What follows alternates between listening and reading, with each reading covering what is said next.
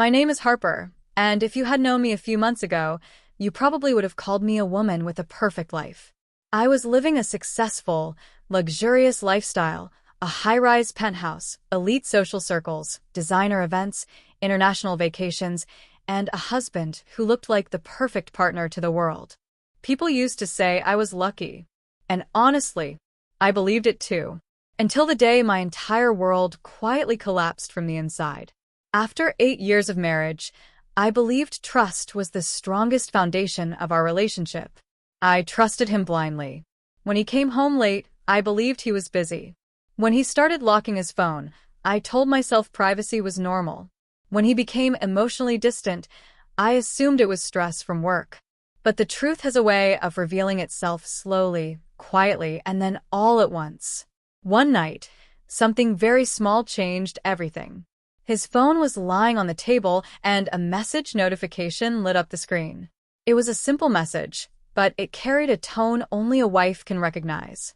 In that moment, my heart knew the truth, even though my mind was still trying to deny it. I didn't sleep that night. The next day, for the first time, I looked at my marriage through the lens of doubt. And then, slowly, secrets began to appear. Hidden emails, unexplained expenses, secret trips, and one woman's name showing up again and again. At that moment, it wasn't just the cheating that broke me, it was the daily lies. I could have had an emotional breakdown. I could have screamed. I could have confronted him immediately. But I chose something else, silence and strategy. I decided if my life was falling apart, I would at least stand with the truth. Just when I was preparing to file for divorce, just when I was ready to legally separate my life from his, something unbelievable happened. A twist so shocking it felt like something out of a movie. One day, a stranger walked into my life. He revealed the most dangerous truth I had ever heard. And then he offered me $100 million. In that moment, I didn't know what it meant. Was it a deal? Was it revenge? Or was it the beginning of a war? All I knew was this: my life would never be normal again. From that day on, my story was no longer just about divorce. It became a story about power, betrayal, secrets, and survival. The first time I felt something was wrong, it wasn't dramatic.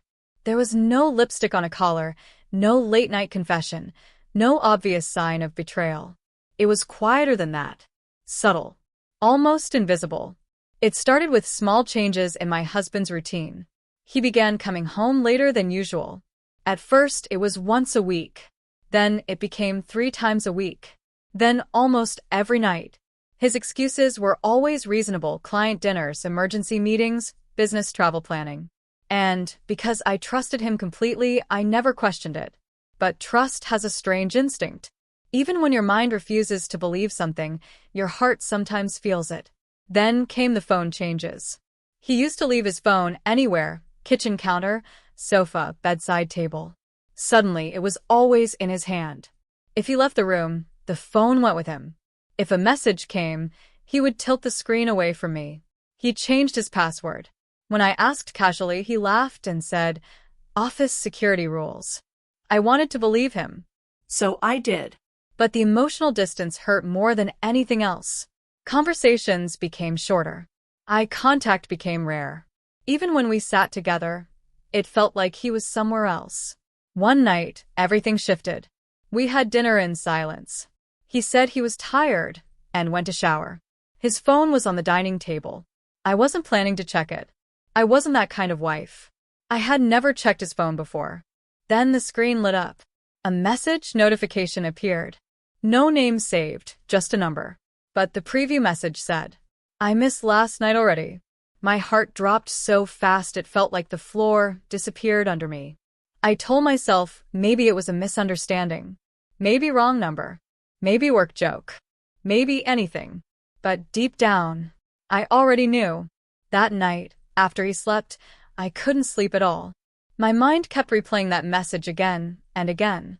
By morning, something inside me had changed. I wasn't the same trusting wife anymore. I was a woman searching for truth. Over the next few days, I started noticing everything. Strange bank transactions. Hotel charges during business trips. New expensive gifts I had never seen before. calls he took outside the house. Then one afternoon, opportunity came. He left his laptop open while rushing to take a call. My hands were shaking as I sat in front of it. I kept telling myself, if you open this, everything will change. But I opened it. His email was open. And there it was. Dozens of emails, photos, travel confirmations, private conversations. And her name. Again, and again, and again. I felt like I couldn't breathe. Tears were falling, but I didn't even realize it. My whole marriage, 8 years of memories, suddenly felt like a lie. But something unexpected happened in that moment. Instead of screaming, instead of breaking down, I became calm. Cold calm. Because I realized something important. If I reacted emotionally now, I would lose control. And I needed control. So I closed the laptop, wiped my tears, and made a decision. I would not confront him. Not yet. First, I would find the full truth. Every secret, every lie, every hidden transaction. Because if my marriage was ending, I was not going to leave empty-handed. And I was definitely not going to leave without the truth. That was the moment my life changed. That was the moment I stopped being just a wife and started becoming a woman preparing for war. After discovering the emails, something inside me permanently changed. I was still heartbroken, but now I was focused. The tears didn't stop completely, but they no longer controlled me. Instead, they fueled something new: determination. I knew one thing for sure. If I confronted him without proof, he would deny everything. And worse, he would start hiding things better. I couldn't risk that. So I decided to become silent. For the next few days, I acted completely normal. I smiled. I asked about his day. I sat beside him during dinner. I even laughed at his jokes. And every time I did, it felt like my chest was being crushed. But I knew this was necessary. Because now, I wasn't just a wife anymore. I was collecting evidence. I started small. I checked our joint bank accounts carefully. At first, everything looked normal. Then I noticed repeated small transfers to an unknown account. Not big enough to be obvious, but frequent enough to mean something. Then I checked credit card statements, hotel bookings, luxury restaurant bills in cities he claimed he never visited, gift purchases from high-end jewelry stores, items I had never received. Every discovery felt like another knife in my heart. But instead of stopping, I kept going. Then I made the hardest decision yet. I hired a private investigator. The day I made that call, my hands were shaking. Saying the words out loud, "I think my husband is cheating," made it feel painfully real. But the investigator didn't sound surprised. Calm. Professional. Almost routine. Within 2 weeks, he gave me answers I wasn't ready for. The affair wasn't new. It had been going on for almost 2 years. 2 years of lies. 2 years of shared beds. 2 years of pretending to love me while loving someone else. But that wasn't the worst part. The investigator showed me photos. Them together. Laughing. Holding hands. Kissing in public like they had nothing to hide. I thought that would break me completely. But instead, I felt something else. Numbness. Like my heart had finally shut down to protect me. Then the investigator said something unexpected. There may be financial activity connected to this relationship. You might want to check deeper. Financial activity. That sentence stayed in my mind. So I started digging deeper into our finances. Business accounts. Investment movements. Hidden transfers. And slowly, a bigger picture started forming. Something wasn't just wrong in my marriage. Something was wrong in our financial world too. And that scared me more than the cheating. Because cheating breaks your heart. But financial secrets can destroy your entire life. One night, while he slept peacefully beside me, I stared at the ceiling and realized something terrifying. I didn't know this man anymore. The man I married, the man I trusted, the man I built my future around. He was a stranger. And that night, I made another decision. I wasn't just preparing for divorce anymore. I was preparing for a battle I didn't fully understand yet. And deep down, I had a feeling the worst truth was still waiting to be discovered. By the time I accepted the truth about the affair, divorce was no longer a question of if. It was a question of how and when. The hardest part wasn't the legal process. It was accepting that the man I once loved was no longer the man standing in front of me every day. For a few days, I tried to imagine another option. Counseling. Confrontation. One last chance. But every time I remembered the photos, the messages, the 2 years of lies, something inside me refused to go back. This wasn't a mistake. This was a double life. And I deserved better than being someone's backup plan. So one quiet morning, while he was on another business trip, I scheduled a meeting with a divorce lawyer. Walking into that office felt surreal. Like I was stepping into someone else's life. The waiting room was calm, professional, silent. But inside me, everything was loud.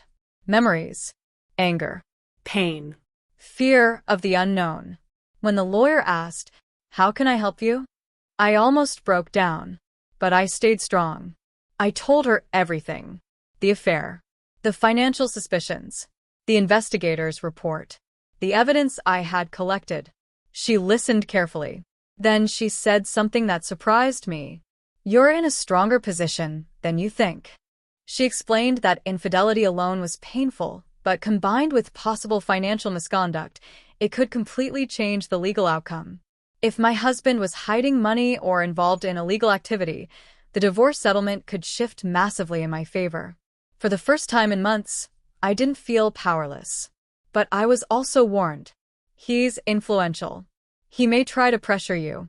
He may try to manipulate you emotionally. He may try to hide assets. I nodded, because I already knew. Over the next week, we started preparing quietly. Legal drafts, asset documentation, evidence organization. Every step felt like I was slowly cutting the final thread connecting me to my old life. At home, I acted normal.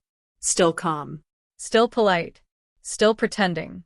And watching him pretend to be a loving husband while knowing the truth was one of the most painful experiences of my life. Then one evening, he came home with flowers. For a second, my heart broke all over again. Because once upon a time, that gesture meant love. Now it felt like guilt. That night, while he slept, I sat in the living room alone and looked around our home. The photos, the furniture we chose together, the memories built into every corner. And I realized something important. I wasn't losing my life. I was leaving a lie. The next morning, I signed the initial divorce preparation documents. My hands were steady, because this wasn't about revenge. This wasn't about money. This wasn't even about winning. This was about freedom. But deep inside, I felt something strange. Like this wasn't the end of a story. Like something bigger was coming.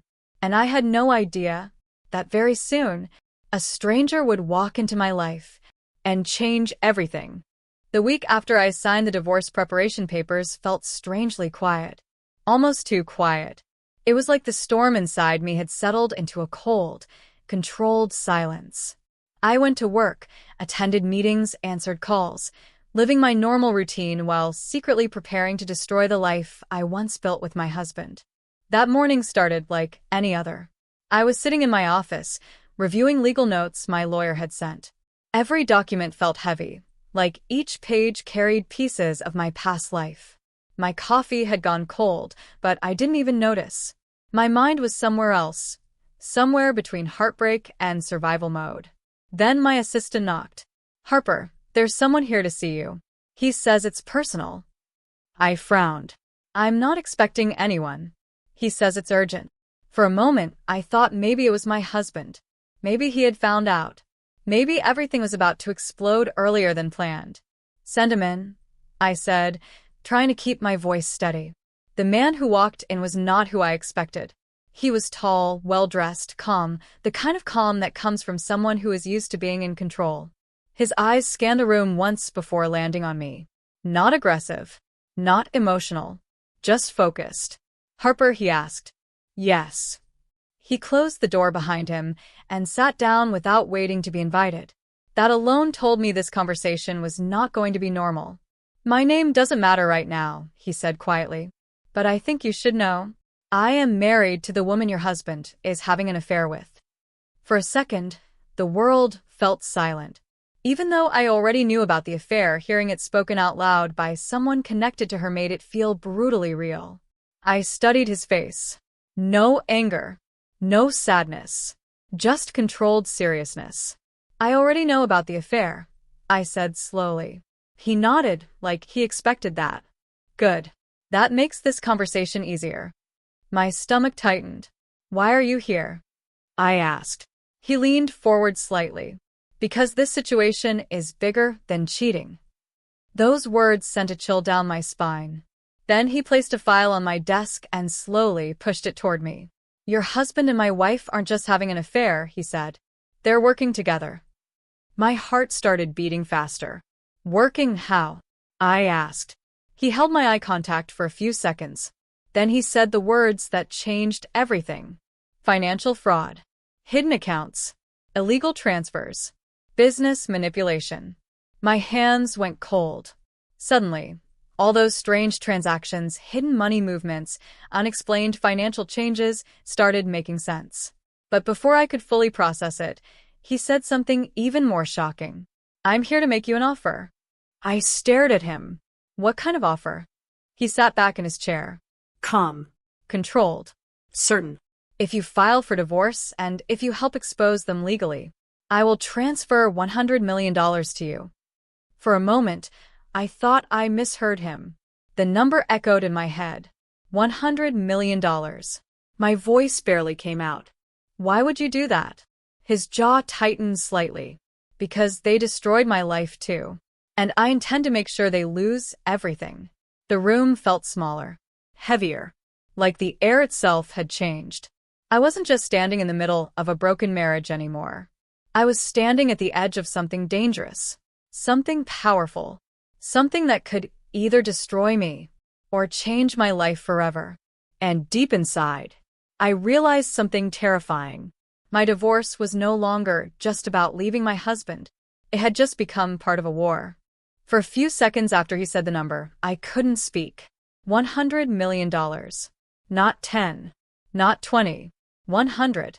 I studied his face, waiting to see some sign of sarcasm, manipulation, or emotional instability. But there was nothing. He looked like a man who had already made his decision long before walking into my office. I don't understand, I finally said. No one just gives away that kind of money. He gave a small, humorless smile. This isn't charity, Harper. This is strategy. The word strategy made my stomach tighten. He opened the file he had placed on my desk and turned it toward me. Inside were documents, transaction records, shell company names, property transfers, offshore account summaries. I didn't understand every detail, but I understood enough. My husband wasn't just cheating. He was hiding money, moving assets, possibly breaking the law. You are legally connected to him, the man said calmly. Which means if this explodes publicly, you could be pulled into the investigation, even if you're innocent. Fear crawled slowly up my spine. Why help me? I asked quietly. He leaned back slightly, his eyes cold now. Because you are the only person who can legally and publicly destroy their financial structure. I swallowed. If you divorce him and cooperate legally, it weakens his protection. It exposes hidden assets. It forces investigations. And once investigations start, He paused. they won't survive it. The room felt colder. And the money? I asked. He looked directly at me. The money is to make sure you don't walk away scared. I want you strong. I want you legally protected. And I want you motivated to finish this. His honesty was almost more terrifying than lies would have been. I stared at the documents again. Numbers. Accounts. Transfers. Evidence of a life I never knew existed. I thought about my marriage. About the lies. About the nights I waited for him to come home. About how easily he had built another life behind my back. Then another thought hit me. If this man was telling the truth, my husband hadn't just betrayed my heart. He had risked my entire future. What happens if I say no? I asked quietly.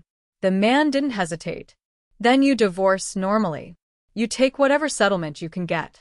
And eventually, when this all comes out, you'll be questioned. Maybe investigated. Maybe dragged into legal mess you didn't create. My chest felt tight. And if I say yes? Then you control the story, he said. You walk away protected, Wealthy. and free. Free.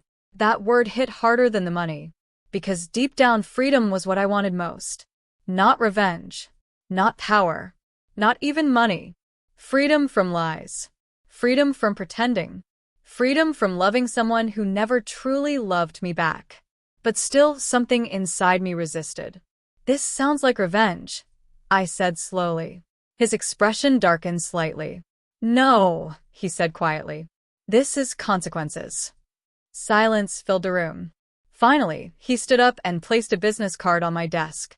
Take 48 hours, he said. After that, things will start moving with or without you. Then he walked out. Just like that. Leaving me alone with documents, secrets, and a decision that could change my entire life. I sat there for a long time, staring at that card, because I realized something terrifying. No matter what I chose, my old life was already over, and the life waiting in front of me was going to be far more dangerous. For the next 2 days, I barely slept. The documents stayed locked inside my office drawer, but they felt like they were burning through wood, through metal, straight into my mind. Every number, every account, every hidden transfer. It was like discovering your life had a secret second version you were never meant to see. I tried to think logically. I tried to think emotionally. But every road led to the same truth. My husband was not the man I thought he was. On the second night, around 2 a.m., I finally opened the file again. This time, I forced myself to read everything carefully. Shell companies registered in foreign countries. Money transfers routed through fake consulting firms. Properties bought under third-party names. Business deals that didn't match official company records. And then I saw something that made my chest tighten. Some accounts had my name connected to them. Not as primary owner, but as a legal spouse connection. Which meant if authorities ever investigated, my name would appear too. Suddenly, this wasn't just betrayal. This was danger. The next morning, I went straight to my lawyer. I didn't tell her about the $100 million offer. Not yet. But I showed her some of the financial patterns. She became very serious very fast. Harper, she said quietly, if this is real, you need to separate yourself legally from him as fast as possible. My throat felt dry. Could I be blamed for this? I asked. She looked at me carefully. If you didn't know, and you cooperate, you should be safe. But if this explodes before you separate legally, things get complicated. Complicated. That word felt too small for what this was. That evening, I sat alone in my car outside our home, staring at the building where I had once felt safe.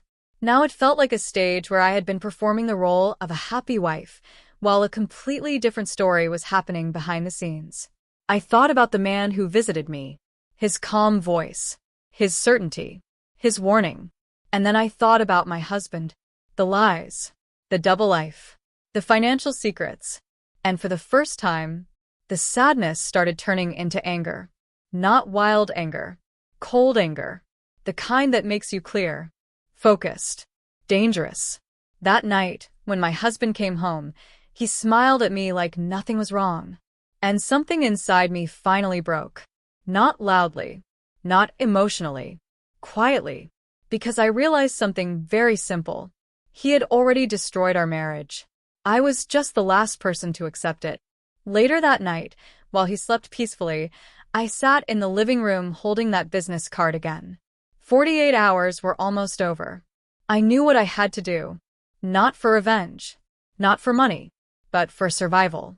The next morning, I sent a single message to the number on the card. I'm in, but on my terms. He replied within seconds. Good. Then we start now. And in that moment, I knew I had just stepped into something much bigger than divorce. I had stepped into a war built on secrets, money, and power. And there was no turning back anymore. The moment I sent that message, I'm in, but on my terms, I knew my life had officially crossed a line I could never uncross. This was no longer just about leaving a cheating husband. This was about survival, protection, control. That afternoon, I received a new message from him. Meet me. 6 p.m. Private location. Come alone.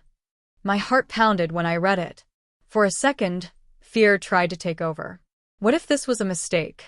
What if I was trusting the wrong person again? But then I remembered the documents. The hidden accounts. My name connected to financial trails I never created. I didn't have the luxury of fear anymore. The meeting. The location was a private business lounge in an executive hotel. Quiet, secure, discreet. The kind of place where powerful people had conversations they never wanted recorded. When I arrived, he was already there. Same calm presence. Same controlled expression. He didn't waste time with small talk. You made the right choice, he said. I made the safest choice, I replied. For the first time, he gave a small nod, like he respected that answer. The real plan. He opened a laptop and turned it toward me. This is what happens next, he said. Step by step, he explained. My divorce filing would be accelerated. My legal team would receive anonymous financial evidence. Authorities would be tipped off, but not immediately. Investigations would start only after my legal separation was secured. You need to be legally clean before everything explodes, he said. I swallowed. How big is this going to be? He looked at me for a long moment. Big enough that your husband won't recover. The emotional breaking point. Hearing that should have felt like victory, but it didn't. Instead, I felt grief. Real, heavy grief. Because once, I loved that man. Once, I planned my future with him. Once, I believed we were partners. And now, I was sitting in a secret meeting planning the legal destruction of his entire world. He must have noticed the shift in my expression. You can still walk away, he said quietly. But they won't. That sentence stayed with me. Because deep down, I knew it was true. The protection phase. Then he said something that shocked me again. You will also need security. Security, I repeated. If they suspect you know, they may panic. And panicked people make dangerous decisions. The reality of that hit me hard. This wasn't just business anymore. This was risk. The final agreement. Before leaving, he handed me a legal draft agreement. Not emotional. Not dramatic. Just cold, professional. If you help expose them legally, he said, the $100 million transfer will be completed through protected financial channels. I didn't react to the money this time. Because now it wasn't the main thing anymore. Freedom was. Safety was. Truth was. The point of no return. That night, I went home and watched my husband sitting on the couch, casually scrolling his phone, probably messaging her, probably planning another lie, or probably believing I knew nothing. And for the first time, I didn't feel heartbreak. I felt distance. Like I was already living in a different life. Because now I knew something he didn't. His world was about to collapse. And this time, I wasn't going to be the one who broke. The divorce filing happened on a quiet Tuesday morning. No drama. No shouting. No emotional confrontation.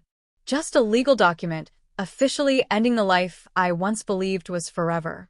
When my husband received the papers, he called me immediately. I let the phone ring for a long time before answering. Harper, what is this? He said, his voice shaking between anger and panic. It's divorce papers, I said calmly. Why are you doing this? We can fix this.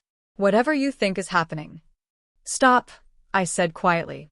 And the silence on the other end felt heavier than any scream. Because for the first time, he realized he had lost control. The first crack. Over the next few days, his behavior changed fast. First, denial. Then anger. Then emotional manipulation. Flowers. Long apology messages. Late-night calls. Then came something darker. Threats hidden inside emotional words. You don't understand what you're doing. You're making a huge mistake. You could destroy everything. Every message confirmed one thing. He was scared. And powerful men only get scared when they know something bigger is coming. The investigation trigger. 2 weeks after the divorce filing, the first official audit request hit his company. Then another. Then a financial compliance review. Then regulatory inquiry letters. Everything looked routine from outside. But I knew this was the beginning. The media pressure. Rumors started slowly. Financial review news. Business irregularity whispers. Internal company leaks. My husband called me again. This time his voice was different. Not angry. Not emotional. Desperate. Harper, if this is about money, I'll give you whatever you want. That sentence told me everything. He thought I was doing this for money. He still didn't understand. This was about truth. And consequences. The courtroom atmosphere. The first major financial hearing happened 3 months later. Walking into that courtroom felt like walking into a storm I had helped create. Lawyers everywhere. Financial experts. Regulatory officials. And him. For the first time since all of this started, he looked smaller. Not physically, but emotionally. Like someone who knew the game was ending. The truth starts breaking out. Then the real evidence started appearing. Hidden accounts. Fraud structures. Illegal fund redirections. Business manipulation schemes. And worst of all, proof that the affair partner was directly involved. The courtroom felt electric. You could almost feel reputations collapsing in real time. The final emotional moment. During one hearing break, he approached me. "Did you do this?" he asked quietly. I looked at him, and for a second, I saw the man I once loved. But then I remembered the lies. The secrets. The financial trap he almost pulled me into. "I didn't do this," I said. "You did." He didn't say anything after that. Because deep down, he knew it was true. The collapse begins. By the end of that month, his company's stock dropped. His business partners stepped away. Internal employees started cooperating with investigators. And I realized something strange. I didn't feel happy. I didn't feel victorious. I just felt free. Because the truth was finally out. And for the first time in years, I wasn't living inside a lie. By the time the investigation reached its peak, the man I once knew as my husband was no longer the powerful, untouchable figure everyone feared and respected. He was a man running out of options. Every week, new evidence surfaced. Every hearing exposed another secret. Every document revealed another lie. The business empire he spent years building started collapsing piece by piece. The public exposure. The media finally picked up the story fully. Financial fraud allegations. Hidden offshore money. Executive misconduct. Internal corruption networks. And then the affair became public too. Not as gossip, but as part of financial conspiracy evidence. The woman he risked everything for was now sitting across from him in legal rooms, each blaming the other. Watching that from distance felt surreal. Once, I thought she won by taking him from me. Now, I realized she had walked into the same trap I almost did. The financial collapse. His company board removed him from leadership. Investors pulled out. Major contracts were frozen. Accounts were locked under investigation orders. I remember the exact moment it felt real. A news alert popped on my phone. CEO removed amid financial fraud investigation. I stared at the screen for a long time. Not smiling. Not crying. Just breathing. Because I realized the chapter of my life where he controlled everything was officially over. The personal consequences. A few weeks later, I heard something that hit harder than any news headline. His closest business partners refused to testify in his defense. The people he trusted most walked away to protect themselves. Power attracts loyalty, but fear reveals truth. The final legal blow. The court froze multiple asset networks connected to him, which meant something important. He could no longer hide money.